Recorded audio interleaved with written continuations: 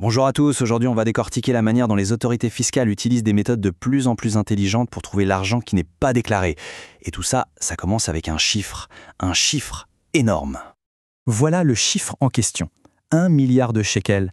C'est la somme juste impressionnante que le fisc israélien réussit à récupérer il n'y a pas si longtemps. Mais attention, ça ne vient pas de contrôles fiscaux classiques, non. Ça vient d'une opération d'un genre complètement nouveau. Alors la question qu'on se pose tous, c'est mais d'où sort tout cet argent? Comment les inspecteurs ont bien pu faire pour mettre la main sur un tel pactole? Eh bien la réponse est super intéressante, parce qu'elle montre un vrai changement de méthode dans la chasse aux fraudeurs. Et le plus fou dans tout ça, c'est que le point de départ, ce n'est pas un algorithme super complexe ou une enquête de bureau. Non, tout est parti d'une observation toute bête, sur la route. Un truc que n'importe qui aurait pu remarquer. Allez, c'est parti, on plonge dans le vif du sujet. On va voir comment une question que tout le monde s'est déjà posée un jour a pu lancer une opération fiscale d'une telle ampleur.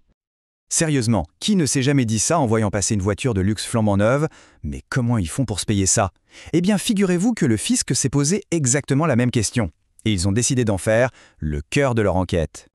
Alors, comment ils s'y sont pris? C'est presque simple et c'est ça qui est génial. Étape 1. Ils ont listé toutes les voitures valant plus de 400 000 shekels. Étape 2. Ils ont comparé la liste des proprios avec leurs fichiers. Et l'étape 3, la plus importante, ils ont envoyé un petit courrier aux 2000 propriétaires qui n'avaient jamais ou grand jamais fait de déclaration de revenus. Et c'est ça, le point clé. Le but, ce n'était pas de vérifier les déclarations de gens déjà connus, non, c'était de débusquer ceux qui étaient totalement invisibles pour le fisc, de vrais fantômes fiscaux si on veut. Bon, maintenant les résultats. Est-ce que cette intuition, ce pari sur les voitures de luxe, a payé? Oh que oui, et les chiffres sont assez parlants, vous allez voir. Alors, bonne ou mauvaise idée, cette histoire de voiture? La réponse est claire, nette et sans bavure, c'était une excellente idée. Regardez ça. Sur les 2000 personnes contactées, quasiment un tiers, à peu près 650, ont dû ouvrir un dossier fiscal pour la première fois de leur vie. Ça veut dire qu'une personne sur 3 au volant d'une voiture de luxe était un fantôme pour les impôts. C'est énorme. Et ce petit groupe de 650 personnes, à lui seul, a rapporté 130 millions de shekels en arrière et d'impôts. C'est une grosse partie du milliard qu'on a vu au début. Et si on fait la moyenne, ça devient encore plus parlant. Chaque propriétaire qui était passé entre les mailles du filet cachait en moyenne 205 000 shekels de revenus. Là, on peut dire que la stratégie est plus que validée.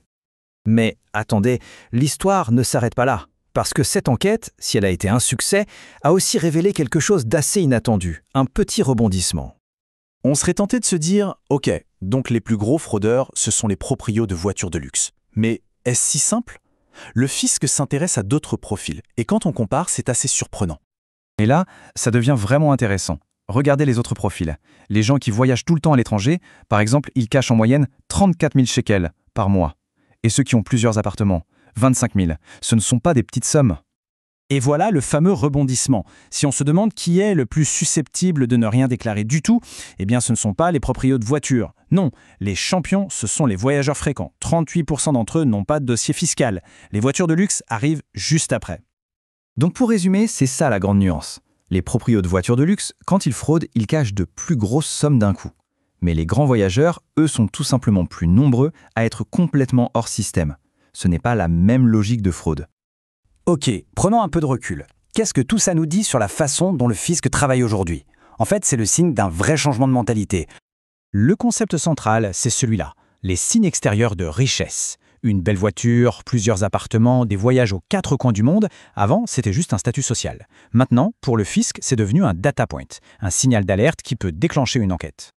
Donc, pour résumer ce qui est en train de se passer, le fisc devient plus offensif, plus proactif. Son arme principale, le croisement de données. Les signes de richesse, comme on vient de le voir, sont devenus une cible numéro 1. Et tout ça, ça s'inscrit dans une tendance qu'on voit un peu partout dans le monde, pour essayer de réduire les inégalités en allant chercher ceux qui, justement, passent à travers les mailles du filet. Et ça nous laisse avec une dernière question. Une question pour le futur.